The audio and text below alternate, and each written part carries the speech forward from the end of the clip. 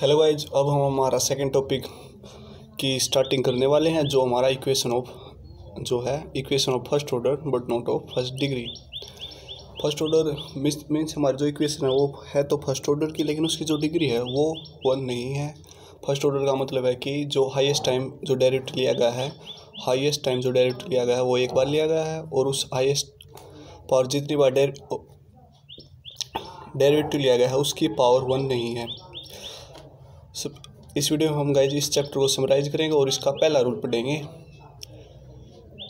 इस चैप्टर में हमें पढ़ना है कि equation soluble for p. Then our second topic is equation soluble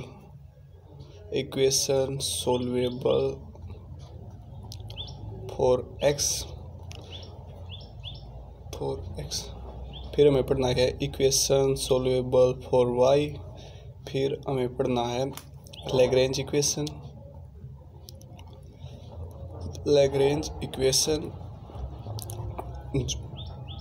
Clairaut form. जो क्लेरेट फॉर्म है वो लैग्रेंज इक्वेशन का ही एक पार्ट है। फिर हमें पढ़ना है substitution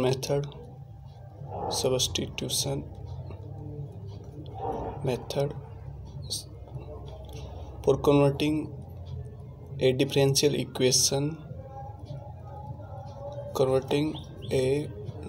equation into Claret form।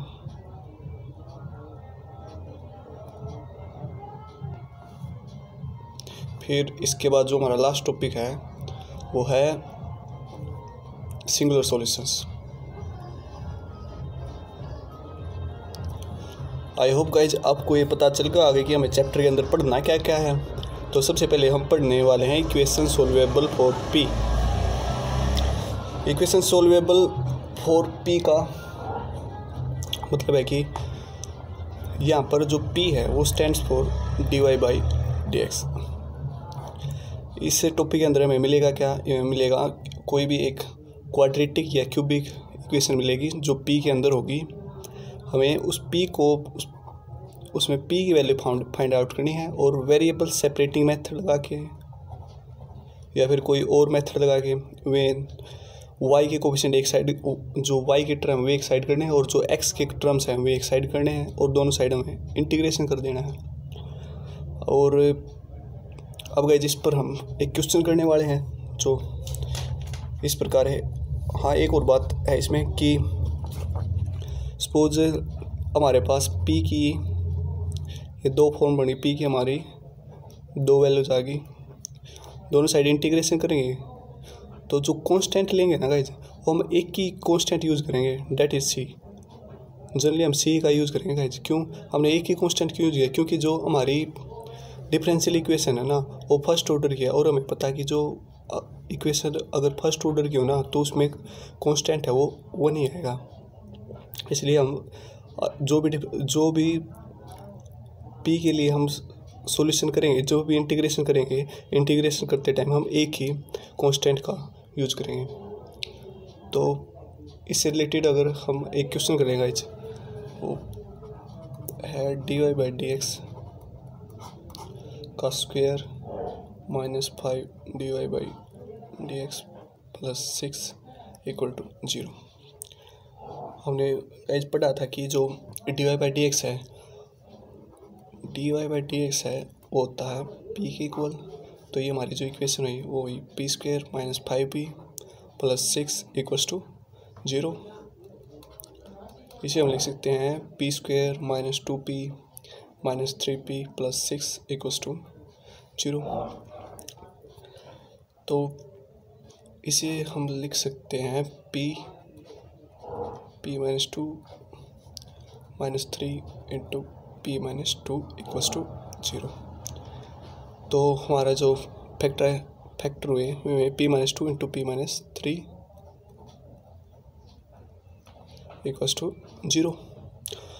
तो हमारे p की दो वैल्यू आई, एक तो p = 2 और एक p = 3। एक तो हमारा हुआ p = 2 और एक हुआ p = 3। जो p है जो हमारा dy/dx है, तो इसका मतलब p D Y is equal to 2dx और dy is equal to 3dx। Now integrating on both sides, तो हमारी जो y की value y is equal to 2x plus C और यहाँ पर y is equal to 3x plus C. इसे हम लिख सकते हैं कि y minus 2x minus C equals to 0, y minus 3x minus C equals to 0। जो मैं गाइस लास्ट में करना, जो भी हमारे p के लिए जो सॉल्यूशन आए ना, उन दोनों की मल्टीप्लिकेशन करनी है, y minus 2x minus c into y minus 3x minus C equals to 0। तो ये हमारा सॉल्यूशन हो गया इस क्वेश्चन का। अब आई होप गाइस ये क्वेश्चन तो आपको समझ में आ गया होगा। अब बात करें हम एक और क्वेश्चन सोल्व कर लेते हैं guys. P square plus 2py cot x is equal to y square. क्योंकि इस क्वेश्चन में हम p की वैल्यू फाइंड आउट कर सकते हैं, इसलिए ये इक्वेशन है फॉर सोल्वेबल p। यहाँ पर ये है p के अंदर क्वाड्रेटिक है, p के अंदर क्वाड्रेटिक है, तो हम इसे कैसे सोल्व करें, इसके लिए हम क्वाड्रेटिक इक्वेशन फार्मूले का यूज़ करेंगे, जो है p is equal to minus b plus minus under root b square means 4y square cot square minus 4ac करेंगे जब, तो प्लस 4y स्क्वेयर बाई 2। तो जो p की वैल्यू हमारी आई y minus 2y cot x plus minus 4y square common, तो 2y cot square plus 1 that is cosecant square का under root cosecant X by 2, तो ये कैंसिल। जो p है हमारा dy बाई डी एक्स के इक्वल है, तो जो dy by D X equals to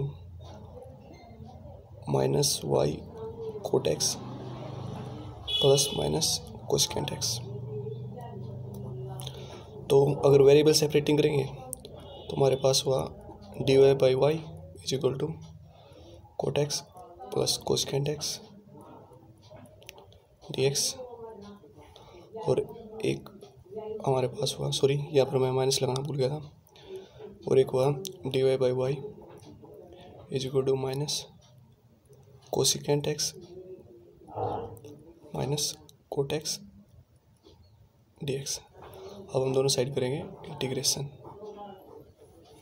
अगर इंटीग्रेशन करेंगे, अगर 1/y का इंटीग्रेशन क्या होगा, log y is equal to, यहाँ पर माइनस कोट एक्स का इंटीग्रेशन, कोट को लिख सकते हैं हम साइन बाई कोस का इंटीग्रेशन, कोस का जो डेरिवेटिव है माइनस साइन, तो इसे लिख सकते हैं हम log cos X, log mod cos X minus जो कोसिकेंट एक्स है, कोसिकेंट एक्स का integration log mod cosecant x minus cot x plus C. अगर हम इसे फर्दर सोल्व करें, ये फर्दर भी सोल्व हो सकता है वैसे गाइस, बाकी बेवजह ज़्यादा लफड़ों में जाने की कोई ज़रूरत नहीं है, ये यहाँ तक ठीक है। अब इसको सोल्व करेंगे तो integrating both side log y is equal to minus cosecant x का जो इंटीग्रेशन होगा log mod cosecant minus coat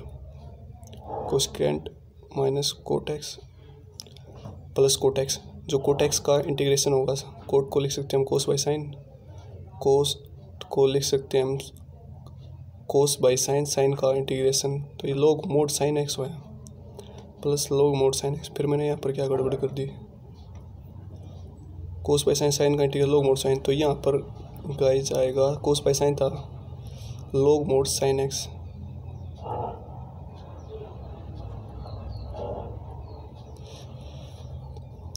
plus C. जो भी सारा मटेरियल है इसको इस साइड लेके आओ, इक्वल्स टू 0 करो, और इसी टाइप से इसमें जो भी सारा मटेरियल है इसको ये लेफ्ट हैंड साइड में लेके आओ, इक्वल टू 0 करो, और दोनों की मल्टीप्लिकेशन करके equal to 0, that is our required answer. और we can see the solution of our differential equation. I hope guys ये समझ में आ गया होगा। तो thanks guys for watching the video. If you like the video then share it with your friends.